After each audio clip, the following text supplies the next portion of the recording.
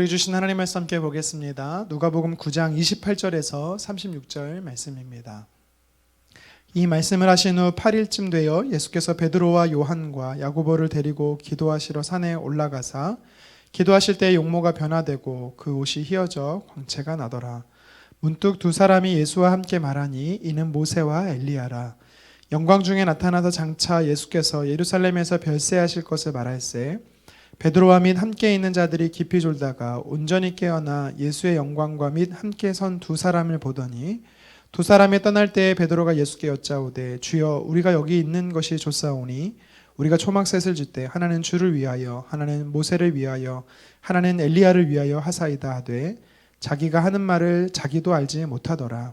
이 말할 즈음에 구름이 와서 그들을 덮는지라. 구름 속으로 들어갈 때에 그들이 무서워하더니 구름 속에서 소리가 나서 이르되 이는 나의 아들 곧 택함을 받은 자니 너희는 그의 말을 들으라 하고 소리가 그침에 오직 예수만 보이더라. 제자들이 잠잠하여 그 본 것을 무엇이든지 그때에는 아무에게도 이르지 아니하니라. 아멘.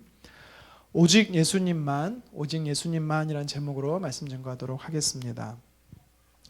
오늘 본문 8일쯤 되어라는 말로 성경 본문이 시작이 되고 있습니다. 어제 본문이 제자들의 신앙 고백과 또 예수님의 이 순환 예고에 대해서 예고의 스토리와 그리고 이어진 오늘 본문 우리가 변화산 사건이라고 표현을 하는데요. 이것이 딱 정확하게 만 7일 일주일 만에 이어지는 스토리입니다. 두 스토리가 연관성이 있다는 것을 오늘은 성경이 이 시간을 통해서 우리에게 알려주고 있는 것이죠. 복음서에 보면은 사건에 대해서 정확히 날짜를 기록하는 것은 드뭅니다. 그 정도로 누가는 오늘 말씀을 기록하면서 구체적인 시간을 언급하며 아주 깊은 인상이 있다라는 것을 우리에게 이야기하는 것이죠. 그리고 이 오늘 본문에서 말하고 있는 스토리가 제자들에게 있어서는요, 신앙의 전환점이 됐다라는 것을 또 이야기하고 있는 것입니다. 28절에 보니까 예수님은 세 명의 제자 베드로와 요한과 야고보를 데리고 산에 오르십니다. 오늘 말씀을 기록했던 누가는 직접 그 현장에 없었음에도 불구하고 마치 본인이 그 현장에 있었던 것처럼 이 관찰자의 시점에서 자세하게 기록하고 있는 것을 볼 수가 있습니다. 오늘 말씀 전체에서 주는 영적 교훈이 무엇인지 먼저 우리가 살펴보기 위해서는요, 이 배경 지식이 몇 가지 필요합니다. 예를 들면 예수님이 왜 12명의 제자 중에 3명만을 데리고 산에 오르셨는가? 그리고 또 예수님의 모습이 왜 변화되었을까? 마지막으로는 그 산에서 모세와 엘리야가 나타나는 이유는 무엇일까? 우리가 이것을 알 때 오늘 본문을 이해한다라면 그 영적 메시지를 더 자세하게 알 수 있게 되는 것입니다. 각각의 질문에 대해 단답형으로 제가 말씀을 드리면 간단하게 설명을 드리면 먼저 예수님이 이 12명의 제자가 아니라 3명의 제자만을 데려가신 이유가 있습니다. 그것은 그들의 역할, 사명 때문이었죠. 베드로는 수제자로서 앞으로 예수님이 승천하시고 나서 교회를 세우는 데 있어서 중추적인 역할을 감당해야 됐기 때문입니다. 그리고 나머지 2명 중에 야고보는 12명의 제자 중에 제일 먼저 순교하는 제자가 됩니다. 그리고 반대로 요한은요, 가장 늦게까지 살면서 계시록을 기록하는 또 그에게 주어진 역할이 있었습니다. 그래서 각각의 역할 때문에 주께서는 상징적인 의미로 3명을 데리고 가신 것이죠. 아직 본인들은 그 사명을 미처 깨닫지는 못했을 것입니다. 그래서 예수님께서는 변화산뿐만 아니라 이 회당장 야이로의 이 딸을 살리실 때도 또 겟세마네 기도하러 가실 때도 그런 상징적인 의미 때문에 이 3사람만 데리고 가신 것을 우리는 볼 수가 있지요. 그러니까 나머지 제자 9명에 대한 이 차별이 아니라 앞으로 이 사명을 지고 갈 3사람에 대한 특별한 배려였던 것입니다. 두 번째 산에서 예수님께서 왜 변화되셨을까요? 그거는요, 예수님이 이제 사명의 길을 걸어가려고 하는 제자들을 향한 배려였습니다. 무슨 뜻이냐면 일주일 전에 예수님께서 제자들에게 십자가의 죽으심과 또 부활하심에 대해서 처음 말씀하셨습니다. 그래서 제자로 어떻게 살아갈 것인가, 누가 제자인가에 대해서 교육을 하셨지요. 오늘 하지만 제자들은 미처 이것을 잘 깨닫지 못했습니다. 그래서 나중에 예수님 부활하시고 난 이후에 제자들은요, 변화산에서 예수님의 모습을 깨닫고 이 시청각적인 교육을 통해서 그들은 확실하게 그들은 제자의 길을 가는 삶이 무엇인지를 알게 됐다라는 것입니다. 예수님이 처음에는 말로 가르치셨다라면 변화산에서 시청각 교육을 통해서 가르친 것입니다. 세 번째로 그 산에 모세와 엘리야가 나타난 이유는 무엇일까요? 모세는 구약 성경의 율법을 대표하는 사람입니다. 그리고 엘리야는 선지자와 예언자를 대표하는 사람이죠. 그러니까 모세와 엘리야는 결국 구약 성경을 대표하는 것입니다. 예수님께서 모세와 엘리야와 나눈 대화, 이것은 예수님께서 구약의 율법과 또 예언의 전달자요 구원의 완성자임을 상징적으로 보여주는 것이죠. 오늘 본문에서 이 변화산에서 일어난 놀라운 사건은요, 결국 제자들에게 예수님의 순환과 또 고난의 십자가에 대해서요, 혼란에 빠졌을 것에 대해 완전한 메시아이면서 완전한 구원자 되신다라는 것을 그들이 쉽게 깨닫게 하시기 위한 예수님의 배려였던 것입니다. 그리고 예수님이 장차 누리게 될 그 영광에 대한 예표로서 예고편으로서 보여주고 있는 것입니다. 그렇다면 오늘 이 예수님의 이 변화산에서의 이 사건을 통해서 우리에게 전달하고자 하는 교훈하고자 하시는 메시지가 무엇일까요? 첫 번째는 예수님 한 분만으로 만족하라입니다. 저와 여러분들이 예수님 한 분만으로 만족하기를 간절히 소망합니다. 예수님은 산에서 기도하시던 중에 그 모습이 바뀌셨습니다. 29절 말씀입니다. 기도하실 때 용모가 변화되고 그 옷이 휘어져 광채가 나더라. 아멘. 초자연적인 광채가 예수님의 모습에서 발하게 된 것입니다. 그뿐 아니라 30절에 이 변화된 예수님 곁에 문득 모세와 엘리야가 나타났습니다. 그리고 대화하고 있는 것이죠. 그 대화의 내용은 31절에 보니까 예수님께서 예루살렘에서 별세하실 것에 대한 이야기였습니다. 그러니까 예수님이 십자가를 지고 죽으시고 부활하시고 승천하실 것에 대한 이 구속사역에 대해서 이야기하고 있었던 것입니다. 그런데 우리가 여기서 주목할 것은요, 이 제자들의 반응입니다. 베드로의 반응을 보십시오. 33절에 베드로가 뭐라고 고백하고 있습니까? 예수님을 위해서, 모세를 위해서, 엘리야를 위해서 각각 초막을 짓고 그 산에 머물고자 했던 것입니다. 지금 자다 깨서 정신을 못 차리고 있던 베드로의 모습이었을까요? 아닙니다. 32절에 보면 온전히 깨어서 라고 말합니다. 그러니까 지금 베드로의 상태가 멀쩡한 상태였다라는 것입니다. 그런데 예수님뿐만 아니라 구약의 이 양대 선지자 모세와 엘리야가 자신의 눈앞에 나타났으니 정말 정신 차릴 수 없을 정도로 베드로는 흥분했던 것입니다. 이보다 더 좋은 일이 있을까? 이 세상에 어디에 있을까? 그래서 이 상태로 영원히 여기서 살면은 소원이 없겠다라고 베드로는 고백한 것입니다. 영광을 아주 조금 맛봤을 뿐인데 베드로는요, 그 영광에 취했던 것이죠. 여러분, 이것을 보면서 우리가 알 수 있는 것은 저와 여러분들이 육체의 죽음 이후에 가게 될 천국은 얼마나 황홀하고 얼마나 좋은 곳일까, 오늘 말씀을 통해 우리는 볼 수가 있는 것입니다. 하지만 우리는 이 땅의 사명이기 때문에 변화산에서 머물러야 되는 것이 아니라 그 산에서 내려와야 되는 것입니다. 이번에는 하나님께서 친히 구름 가운데 임재하십니다. 35절에 말씀합니다. 구름 속에서 소리가 나서 이르되 나의 아들 곧 택함을 받은 자니 너희는 그의 말을 들으라 하고. 아멘.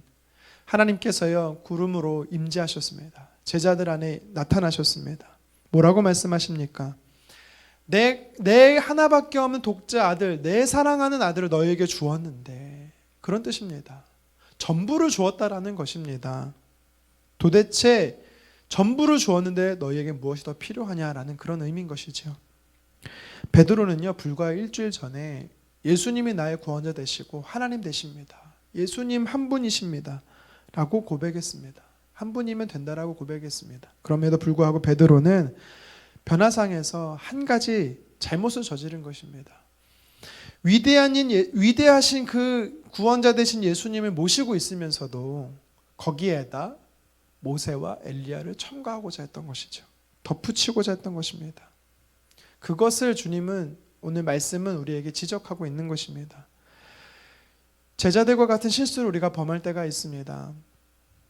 예수님을 인격적 구주로 영접하고 예수님으로 인해 내 삶의 전부를 예수님께 드리고자 예수님 위해 살고자 고백하면서도 어느 순간 예수님 말고도 다른 것을 필요하다라고 다른 것을 쫓고 있는 우리의 모습을 볼 때가 있다라는 것입니다.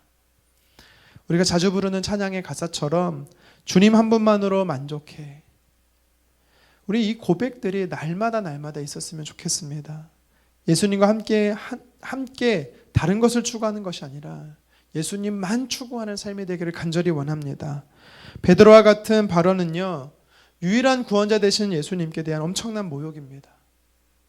뿐만 아니라 전부 대신 독생자 전부를 주셨는데 그 하나님을 향해서 우리가 배은망덕한 소리를 하고 있는 것과 똑같은 것이죠. 예수님이야말로 세상의 다른 어떤 것과 비교할 수 없는, 바꿀 수 없는 우리의 전부 되십니다. 내 삶의 귀한 보배 되십니다. 내 인생의 전부 되어야만 하는 것입니다. 하나님께서 보내주신 이 가장 귀한 예수님이 저와 여러분의 삶의 전부 되기를, 그리고 예수님으로만 만족하는 삶 되기를 주님의 이름으로 축원합니다. 계속해서 오늘 본문의 말씀이 우리에게 주는 영적 교훈이 있습니다. 그것은 예수님께 삶의 초점을 맞추라라는 것입니다. 36절 상반절입니다. 소리가 그침에 오직 예수만 보이더라. 아멘. 구름이 두 사람 모세와 엘리야를 걷어가셨습니다. 그리고 그 현장에는 이제 예수님만 홀로 계셨습니다. 제자들은요, 이제 드디어 예수님만 보게 된 것입니다. 여러분, 이것은 어떤 영적 의미가 있습니까? 구약의 모든 율법과 예언이 오직 예수님께 포커싱, 초점을 맞춰져 있다는 것입니다. 제자로 살아가는 하나님의 자녀들의 삶이 오직 예수님께 초점이 되어 있어야 된다는 것입니다. 신약 연구원인 토니 라이켄이라는 사람이요, 이런 글을 남겼습니다. 우리의 눈이 향하는 곳에 우리의 마음이 가게 되어 있다. 우리의 마음이 가는 곳에 우리의 눈이 머문다. 그리스도가 우리의 가장 큰 상급이 되며 그분이 우리의 최고의 초점이 된다. 예수님께 초점을 맞춘 인생을 살라. 그렇습니다. 저와 여러분들이 우리의 삶의 초점은 오직 예수님께 맞춰져 있어야 하는 것입니다. 당시 예수님의 제자들뿐 아니라 유대인들은요, 어떤 것에 초점이 맞춰져 있었냐면 오실 메시아, 이것에 초점이 맞춰져 있었습니다. 거기에 초점이 있어야 됐는데 문제는 뭐냐면 그들의 초점이 점점점 다른 곳으로 옮겨져 가고 있다는 것입니다. 예수님보다 먼저 구약의 엘리야가 와야 되는데, 구약의 엘리야가 부활해야 되는데 그가 먼저 부활했느냐? 유대인들은 여기에 초점이 맞춰져 있기 시작했습니다. 이것이 함정인 것이지요. 이 시대 저와 여러분들, 예수님의 제자로 살아가고자 하는 우리들에게도 오늘 성경은요, 이것에 대해 말하는 것이죠. 우리는 다시 오실 예수님을 기다려야 합니다. 재림하실 예수님께 우리는 포커싱, 초점이 맞춰져야 되는 삶을 살아야 합니다. 그럼에도 불구하고 우리가 다른 것에 초점을 맞추려고 하지요. 그것이 무엇입니까? 예수님이 다시 오시겠다라고 말씀하셨는데 언제 오시느냐? 어디로 오시느냐? 예수님이 오시긴 할 텐데 방언은 하느냐? 방언은 하지 못하느냐? 예수님이 오시기 전에 천년설이 있다는데 전천년설이냐 후천년설이냐? 여러분, 우리는요, 재림하실 예수님께 포커싱이 되어 있어야지 그 다른 것에 우리의 포커싱이 맞춰져 있어서는 안 되는 것입니다. 예수님의 제자는 십자가의 죽으심으로 우리의 죄를 구원하신 예수님, 승천하시고 다시 이 땅에 오시겠다라고 약속하신 그 예수님, 우리는 오직 예수님께 우리 인생의 포커싱이 맞춰져야 있어야 되는 것입니다. 말씀을 정리합니다. 변화산에서 3명의 제자들의 모습은요, 그들이 마음을 빼앗겼다라는 것을 이야기하고 있는 것입니다. 예수님 곁에 서 있던 모세와 엘리야를 좋아하기도 했습니다. 예수님 오시기 전에 어떤 현상이 일어날 것인가에 대해 그들의 마음이 빼앗겼던 것입니다. 물론 다 중요한 이야기입니다. 하지만 제자들은 오직 예수님께만 집중되어야 했습니다. 오늘을 살아가는 저와 여러분들도 마찬가지입니다. 예수님 한 분이면 만족합니다. 예수님께 우리의 삶의 포커싱이 맞춰져 있어야 되는 것입니다. 날마다 자기를 부인하고 자기의 십자가를 지고 예수님을 따라가야 하는 제자에게는 오직 예수님이 삶의 전부이며 예수님이 가셨던 그 삶의 목적이, 예수님이 걸어가신 그 길이 우리의 삶의 목적이고 길이 되어야 하는 것이죠. 오늘 하루도 저와 여러분들이 예수님은 내 삶의 전부로 모시고 또 예수님은 내 삶의 초점으로 맞추며 살아가는 하루 되기를 간절히 원합니다. 함께 기도하겠습니다. 주님 한 분만으로 만족한 하루 되기를 원합니다. 다른 것에 내 시선을 빼앗기지 않게 도와주시고 내 마음을 예수님 아닌 다른 것으로 채우지 않게 도와주시고, 특별히 우리 중에 예수님 말고 다른 것으로 내 안에 채우고자 했던 욕망과 욕심들이 있다라면 주님 모두 그리스도의 보혈로 회복시켜 주시기를 간절히 원합니다. 다시금 내 마음의 중심에 예수님으로 채우기 원하고 내 시선이 주님께 집중되기 원하고, 그래서 오늘 하루도 예수님과 동행하며 예수님 주신 그 사명으로 힘써 살아내는 하루 되게 도와주시옵소서. 감사드리며 살아계신 예수님의 이름으로 기도드리옵나이다. 아멘.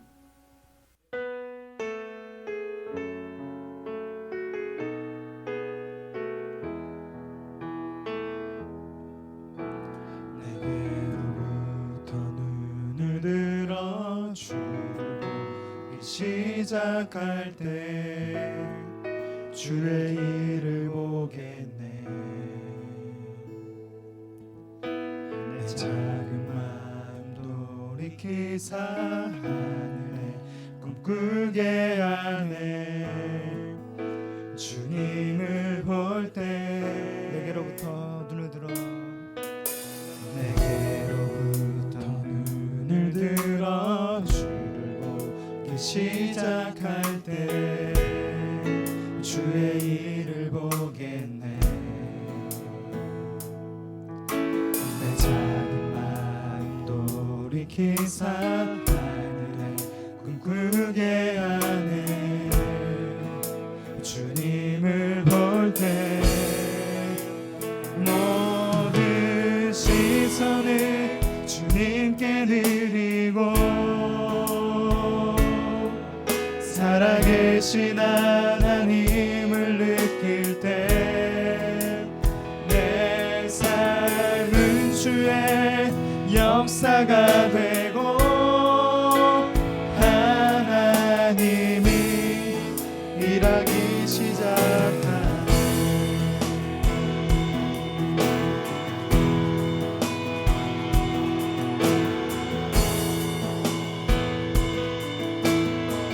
성령이 나를 변화시켜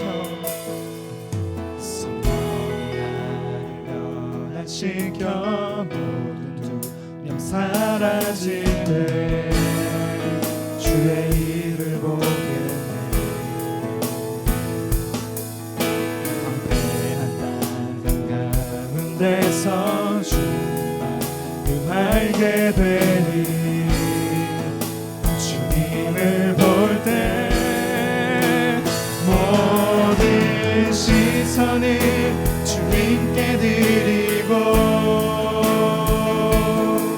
살아계신 하나님을 느낄 때 세상은 주의 나라가 되고 하나님이 일하기 시작한 모든 시선을 주님께 드리고 모든 시선을 주님께 드리고 살아계신 하나님을 느낄 때 살아계신 하나님을 느낄 때 내 삶은 주의 역사가 되고 하나님 우리 다시 한 번 더 믿음으로 고백하십시다. 모든 시선을 주님께 모든 시선을 주님께 드리고 전능하신 하나님을 느낄 때 세상은 주의 나라가 되고 하나님이 일하기 시작하네. 오늘 말씀을 통해서 예수님께서 제자들에게 도전하는 것이 있습니다. 예수님의 제자로 살기 원하고 그 길을 따라가기 원하는 자들에게 도전하는 것입니다. 그것이 무엇입니까? 첫 번째는 예수님만 만족하라는 것입니다. 예수님이면 충분하다라는 것입니다. 예수님 플러스 다른 것이 우리에게 있어서는 안 된다라는 것입니다. 두 마음을 품지 마십시오. 두 주인을 섬기지 마십시오. 오직 예수님을 내 삶의 주인으로 모셨으면 좋겠습니다. 뿐만 아니라 오늘 말씀에 도전하는 것은 끝까지 주님이 우리를 부르실 때까지 우리의 초점을 예수님에게서 빼앗기지 말라라는 것입니다. 시선을 고정하는 것입니다. 예수님을 향해서 예수님처럼 끝까지 우리가 달려갔으면 좋겠습니다. 이 시간에 기도할 때 하나님, 오늘 하루 내 삶 안에 예수님으로 채워주십시오. 내 마음 안에 예수님이 전부입니다 라고 고백했으면 좋겠습니다. 그리고 내 시선을 다른 것에 뺏기지 않고 오로지 주님께 고정하며 주님 부르심에 달려갈 수 있게 해달라고 시간 주여 한번 외치고 기도하겠습니다. 주여. 주님, 그렇습니다. 예수님이면 충분합니다. 예수님 한 분이면 만족하기 원합니다. 하나님, 내가 예수님 플러스 다른 것으로 내 마음을 채우려고 했진 않습니까? 주님, 용서하여 주시옵소서. 주님, 예수님이면 충분합니다. 예수님이면 만족합니다. 예수님이면 하나님, 내가 다른 것으로 내 마음을 뺏기지 않기를 원합니다. 아버지 하나님, 또한 기도합니다. 아버지 하나님, 시선을 고정하기 원합니다. 예수님만 보였습니다. 제자들은 예수님만 보였습니다. 하나님, 내 눈에는 내 마음의 눈이 예수님만 바라보기를 원합니다. 하나님, 우리 사랑하는 성도님들의 삶 안에 예수님이면 충분하고 예수님만 바라보게 도와주시옵소서. 요동치는 풍랑도 바라보지 않게 도와주십시오. 또한 하나님, 다른 것에 마음을 뺏기지 않게 도와주시옵소서. 아버지 하나님, 시선을 주님께 드립니다. 살아계신 하나님, 전능하신 하나님, 내 삶에 역사하시고 우리의 삶 안에 하나님의 나라가 임할 수 있도록 하나님 도와주시기를 간절히 원합니다.